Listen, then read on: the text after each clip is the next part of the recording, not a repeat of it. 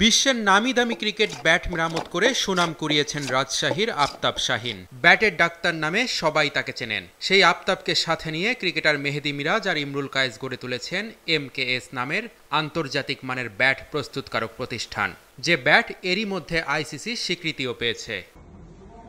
বাংলাদেশ ভারত দ্বিপাক্ষিক সিরিজ চলমান, এরই মধ্যে বিরাট কোহলি ও রোহিত শর্মার জন্য ব্যাট বানিয়েছে MKS। সেই ব্যাট রোহিত কোহলির হাতে তুলেও দিয়েছেন মেহেদী মিরাজ। আমি রোহিত ভাইয়ের সাথে আছি, আর আমাদের কোম্পানির একটা ব্যাট দিয়েছি রোহিত ভাইকে। আমার খুব ইচ্ছা ছিল রোহিত ভাইকে একটা ব্যাট দিব, সো আজকে দিতে পেরে খুবই ভালো লাগছে। मेहदी मैं बहुत टाइम से जानता हूँ मेहदी को। He is a very good cricketer and I am very proud of him that he started his own bat company along with few of his friends. I want to wish him the best. May God give him all the success and hope his company can rise above everyone one day. All the very best. Thank you, ভাই।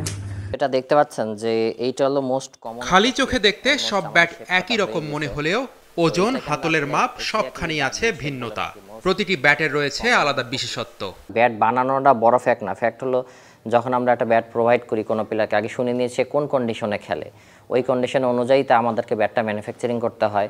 কারণ আমরা high bounce পিচে যদি ব্যাটটা manufacturing করি সে তখন অবশ্যই তার মিডলিংটা উপরে করতে হয়, নিচে করলে তখন ব্যাট মিডলিং হবে না।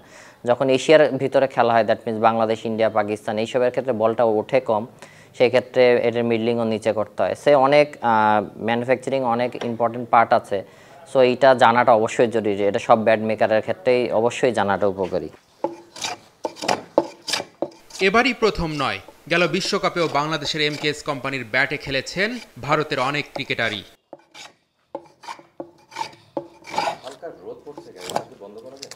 হ্যাঁ, ওইটা টেনে দিলে হয়ে যাবে।